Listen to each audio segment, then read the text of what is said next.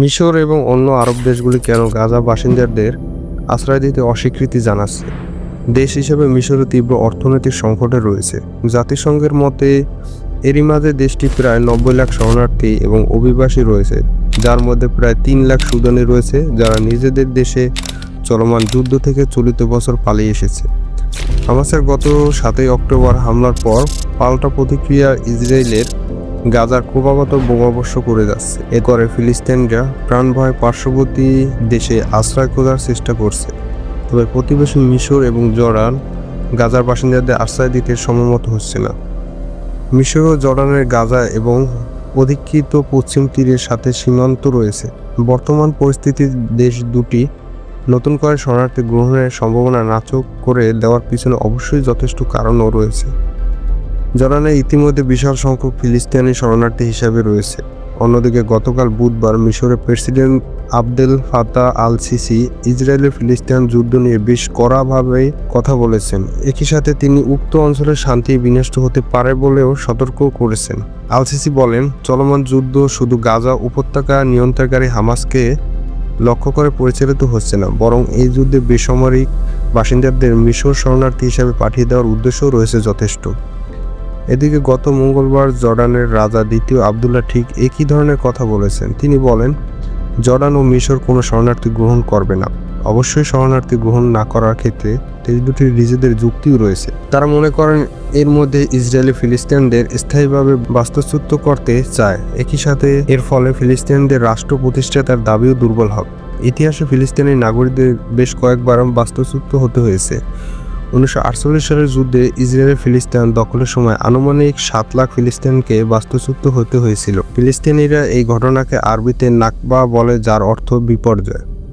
1967 সালের যুদ্ধে ইসরায়েল পশ্চিম তীর ও গাজা দখল করে নেয়। তখন প্রায় 3 লাখেরও বেশি ফিলিস্তিনকে বাস্তুচ্যুত হতে হয়, যাদের বেশিরভাগই পরবর্তীতে জর্ডানের শরণার্থী হিসাবে আশ্রয় নেয়, যার ফলে বর্তমান শরণার্থী এবং তাদের বংশধরদের সংখ্যা প্রায় 60 লাখে পৌঁছেছে, যাদের বেশিরভাগই পশ্চিম তীর, গাজা, লেবানন, সিরিয়া এবং জর্ডানের ক্যাম্প কিংবা আশেপাশে বসবাস করছে। অনেক আবার শরণার্থী হিসেবে উপসাগরীয় আরব দেশ কিংবা পশ্চিমে বসবাস করছে। 1948 সালের যুদ্ধে বন্ধের পর ইসরায়েল ফিলিস্তিনের শরণার্থী নিজেদের ঘরে ফিরাতে দেয়নি। এরপর থেকে ইসরায়েল শরণার্থী প্রবর্তনের জন্য ফিলিস্তিনিদের দাবি ক্রমাগত প্রত্যাখ্যান করে আসছে। তাদের যুক্তি এই যে শরণার্থী ফিরে আসলেই ইহুদিরা হুমকির মুখে পড়বে। ইতিহাস থেকে শিক্ষা নিয়ে মিশর একেবারে চলমান যুদ্ধে শরণার্থী গ্রহণের প্রস্তাব নাকচ করে দিয়েছে। তাদের সংখ্যা এই যে পূর্ববর্তী সময়ের মতো নতুন শরণার্থী গ্রহণ করলে তারা আরও নিজেদের দেশে ফিরে যেতে পারবে না। এছাড়াও চলমান যুদ্ধ ঠিক কবে নাগাদ শেষ হবে সেটা আশা করা যাচ্ছে না। গত 7 অক্টোবর হামলার পর থেকে ইসরায়েল বলছে যে দেশটি গাজায় স্থল আক্রমণের মাধ্যমে হামাসকে পুরোপুরি নির্মূল করতে চায়। তবে এমনটা করা হলেও পরবর্তীতে কি ঘটতে পারে এবং কে গাজা শাসন করবে তার কোনো ইঙ্গিত দেওয়া হয়নি। ফলে এতে করে একটা উদ্বেগ থেকেই যায়। এর ফলে সংঘাত আরও বৃদ্ধি পাবে। তবে ইসরায়েলি সামরিক বাহিনীর পক্ষ থেকে বলা হয়েছে যে ফিলিস্তিনিরা যাতে উত্তর গাজা থেকে সরে যাওয়ার আদেশ মেনে নেয়। একই সাথে যুদ্ধ শেষ হওয়ার পর তাদের বাড়িতে ফিরে যেতে দেওয়া হবে বলে আশ্বস্ত করা হয়েছে। তবে তেল আবিবের এমন আশ্বাসের মিশর শরণার্থী গ্রহণে রাজি হয়নি।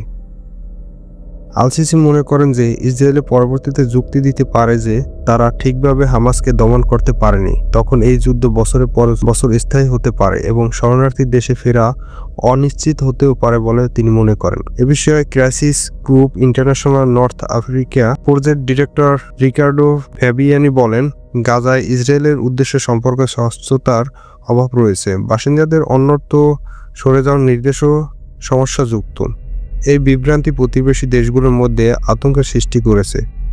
এদিকে মিশরের গাজার মানবিক সহায়তা প্রদানের জন্য ইসরায়েলের সম্মতি চেয়েছে। গতকাল বুধবার ইসরায়েলের পক্ষ থেকে সম্মতি দেওয়া হবে বলে জানানো হয়েছে, কিন্তু ঠিক কবে নাগাদ এই মানবিক সহায়তা পৌঁছাতে পারে সেটা নিশ্চিত হওয়া যায়নি। এদিকে দেশ হিসাবে মিশরও তীব্র অর্থনৈতিক সংকটে রয়েছে। জাতিসংঘের মতে এরই মাঝে দেশটি প্রায় 90 লাখ শরণার্থী এবং অভিবাসী রয়েছে, যার মধ্যে 3 লাখ সুদানি রয়েছে যারা নিজেদের দেশে চলমান যুদ্ধ থেকে চলতি বছর পালিয়ে এসেছে। এ বিষয়ে কার্নেগি এন্ডোমেন্ট ফর ইন্টারন্যাশনাল পিসের সিনিয়র অ্যাসোসিয়েট ফেলো হেলিয়ার বলেন, সমস্ত ঐতিহাসিক ঘটনা ইঙ্গিত করে যে যখন ফিলিস্তিনিরা নিজেদের ভূখণ্ড ত্যাগ করতে বাধ্য হয় তখন তাদের আর সেখানে ফিরে যেতে দেওয়া হয় না। এক্ষেত্রে মিশর গাজায় চলমান জাতিগত নিধনে জড়িত হতে চায় না। একই সাথে মিশর আশঙ্কাও করছে যে গাজার শরণার্থীদের ব্যাপকভাবে আশ্রয় দিলে হামাস বা অন্যান্য ফিলিস্তিনি স্বাধীনতাকামী গোষ্ঠীর সদস্যরাও দেশটিতে চলে আসতে পারে।